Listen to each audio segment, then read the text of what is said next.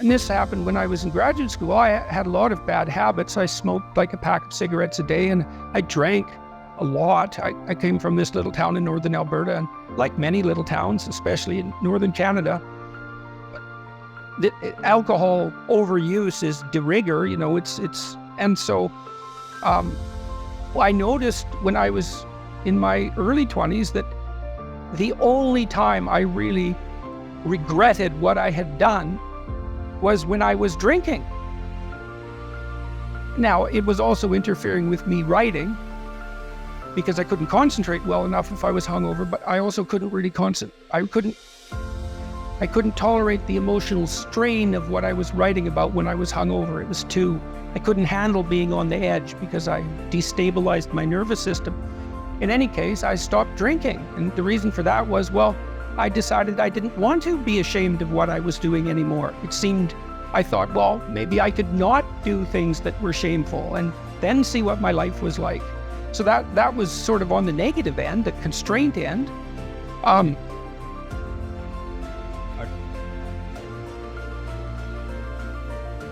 I think people get, on the more positive end, people get deeply involved in what they're doing if they're in the right place in the right time. So that I would say you can tell, this is the idea of heaven on earth to some degree.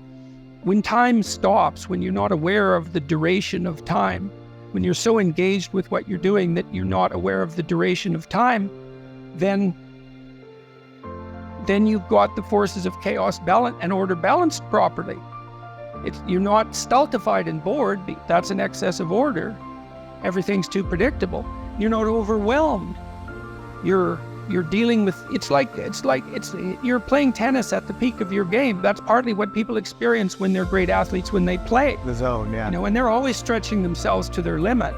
You can tell that if you watch a gymnast, for example, who has a brilliant performance. They've stretched themselves beyond their domain of competence during the performance. And that's what makes everybody leap to their feet. That's the incarnation given embodiment right there in front of you for some moments. And everyone cheers that on. Well, it requires even to some degree some good fortune to maintain. I certainly haven't been able to do that while I was ill. And time, one of the consequences of my illness, whatever it was or is, was time dilation. Like days lasted weeks. It seemed like minutes lasted hours. And I mean that literally. And that was terrible. The weight of time. It's the weight of brute mortality. It's the weight of self-consciousness. And you escape that immersed properly. So, and that second chapter is a pretty practical chapter. It's like, if you're not who you want to be, then think about how you could be better. Take a chance, aim at that, work at it, and see what happens. So that's a disciplinary routine, I would say. Yeah, and it takes you out of your current order. I think that's also, it's a perfect segue to chapter 3, which is do not hide unwanted things in the fog, which seems to me we live in a constant state of distraction now. You've mentioned Twitter a couple of times. It's like, is Twitter bringing any of us happiness, or is it keeping us all in a constant state of fog? The overload and the endless obsession with politics, that all seems like a fog to me. I do my August off the grid, and I do that. I do that to get out of the fog. Distraction is definitely fog, and you'll distract yourself. I think you distract yourself mostly when your conscience is bothering you, because you don't want to face what it is in your life that is uncomfortable. That chapter is again quite practical. It's a reminder to pay attention often to negative emotion, resentment and that sort of thing, because it can tell you, resentment is very useful. Maybe your partner is talking to someone and they're a little bit more animated than you'd like, and you get jealous, and that jealousy is associated with a whole set of insecurities. Or maybe they're flirting and they shouldn't be. It's not that easy to determine, and maybe you'll have a big fight about that, but you could just as well pretend that didn't happen. The emotion comes up. I'm jealous, I'm resentful.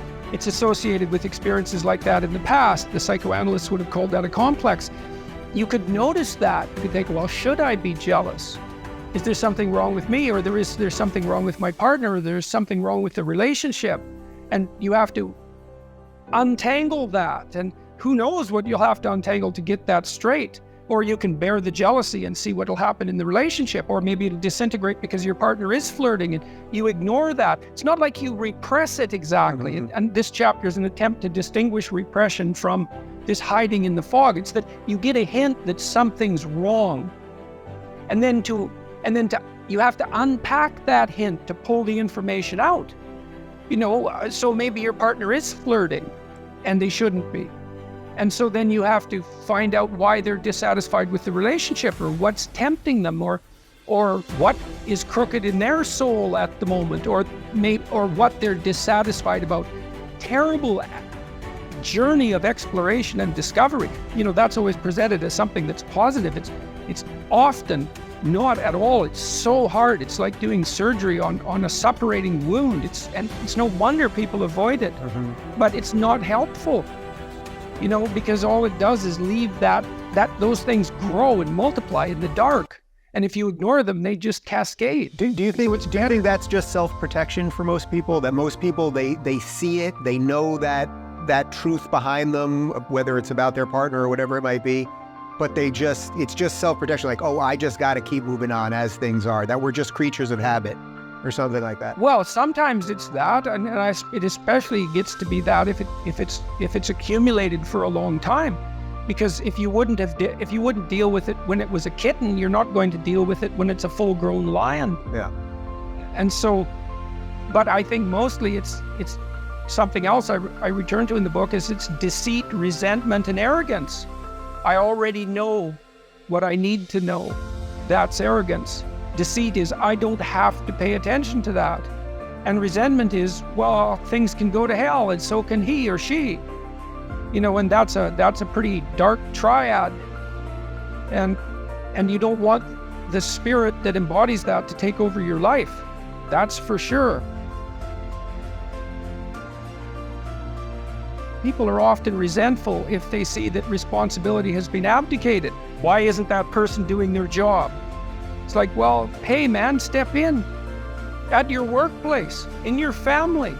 And you think, well, I shouldn't have to do that extra work. Well, you shouldn't be a slave. You shouldn't allow yourself to be tyrannized. But if something bugs you because a responsibility is going unfulfilled, there's a great opportunity for you. And this is something I don't think we teach young people well. And one of the things, you may remember this, that was so striking about the tour was that I made a case fairly consistently that most people find the meaning that sustains them through the vicissitudes of life, not in happiness, but in responsibility. And that would bring everyone to a halt. It would always make the whole theater silent. It's like, oh, I never thought of that connection. Because maybe you want to avoid responsibility, and you can understand why. You can understand why. You hide from it. Like Abraham, one of the biblical stories, Abraham, he stays in his father's tent till he's like 80, and then God gets fed up and tells him to get the hell out and grow up, and everything that he encounters is catastrophic. He encounters tyranny. The Egyptians conspire to steal his wife. He encounters starvation and war. That is what you encounter if you go out in the world. You think, who the hell wants that? I don't want the responsibility. It's like, well, yes, you do, as it turns out. There's nothing better than responsibility. Now, I say that with some caution. I think that it's hard to say. The responsibility, I've been overwhelmed by my apparent responsibility. But I think it's also kept me alive. And I mean that literally.